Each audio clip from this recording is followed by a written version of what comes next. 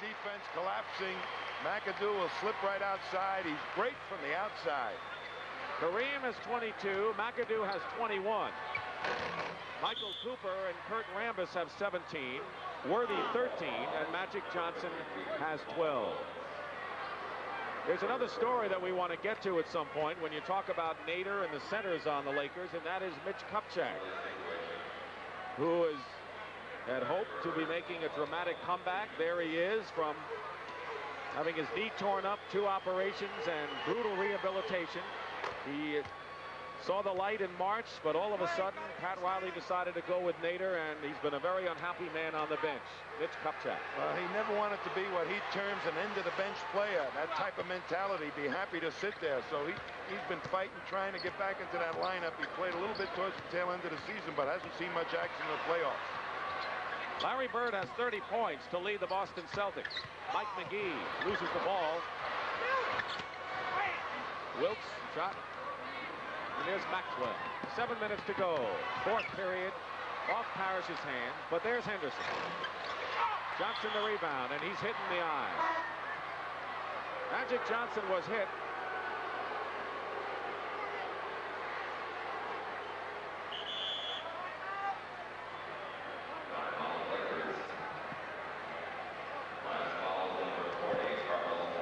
Carlos Clark hit him, I believe.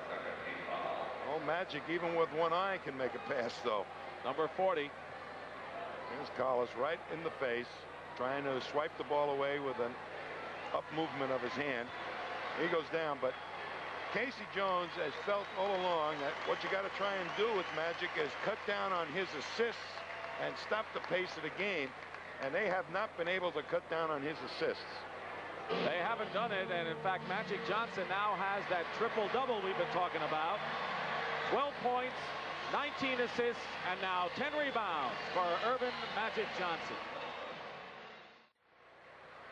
There's Dancing Barry, who just did his number during the timeout. The Lakers lead 112-88, 6:53 to go, and there you have Magic Johnson in the ball game and Kareem Abdul-Jabbar. Why is that, Tommy?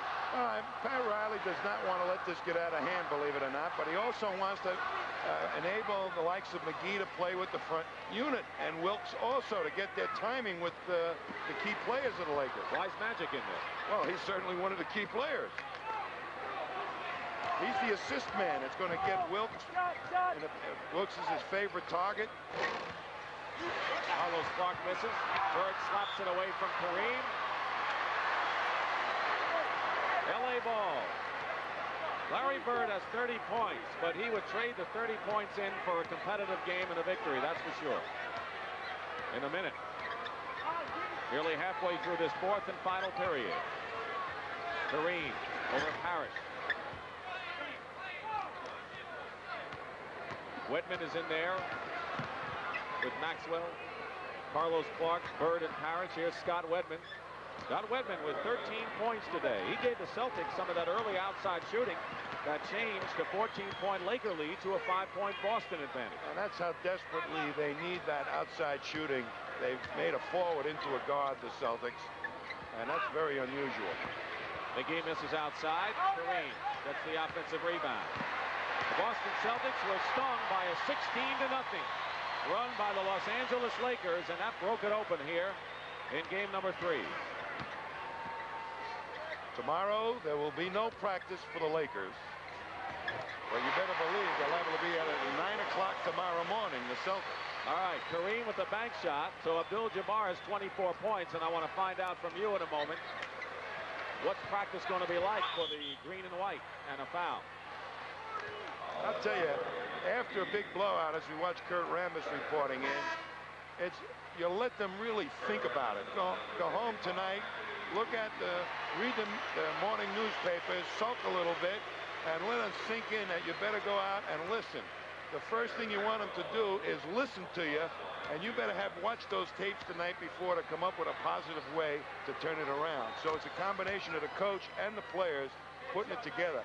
But I think Casey Jones has got that in his makeup, and his coaching staff right there, Jimmy Rogers and Chris Ford, and I think the players have the fortitude to listen. Magic Johnson. 5 minutes to go. The Lakers with a blistering 47-point third period to break open this ball game. Kareem is short with it, and Rambis was there. It's still Los Angeles ball. And now Paul Mihalik calls an official time momentarily. 5 seconds on the shot clock. Magic gets it into Kareem. Parrish criddles the rebound for the Boston Celtics. Not much to cheer about if you're a Celtic fan in this game. Carlos Clark's ball goes off, and it's going to be LA ball. Bird has 30 points.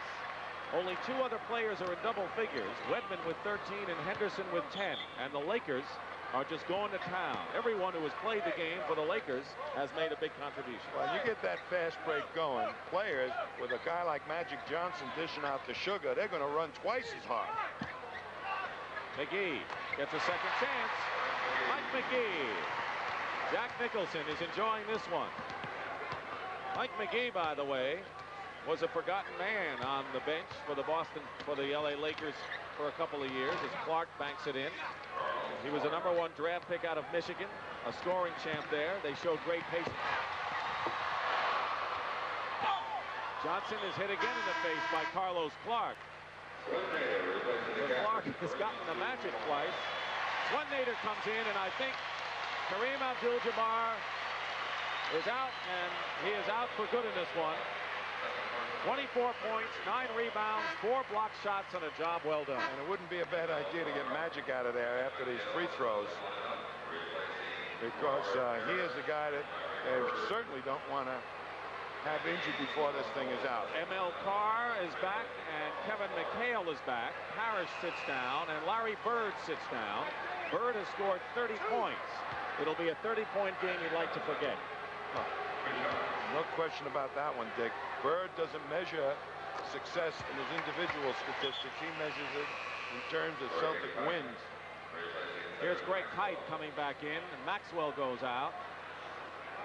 So it's Ainge and Wedman in the backcourt. Greg Kite, the rookie, Kevin McHale, and ML Carr. Carr is a swing man, and so is Wedman. And Carr is playing the backcourt position with Danny Ainge. So Wedman's a forward now. Danny Ainge. That's what they needed. I wouldn't be a bit surprised to see Danny Ainge playing a lot more in the next ball game, along with Wedman, just for the fact that the combination was pretty effective in Boston in the prior game. 2 outside shooters. Here's Nader working against the rookie Kite and scores.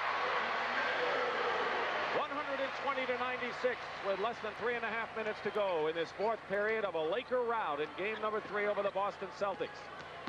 And I think the question's going to be, when we see you next Wednesday night at 9 o'clock Eastern for game #4, is the residual effects of this rout on the Boston Celtics as Mike McGee scores on the fast break, and the psychological damage it's done, if any. Kite. When you see a blowout like this, it affects a guy. The guy I'm concerned about is Dennis Johnson. What effect it has on him, and how he rebounds from really 3 performances that were subpar. And Magic Johnson has set a championship series record.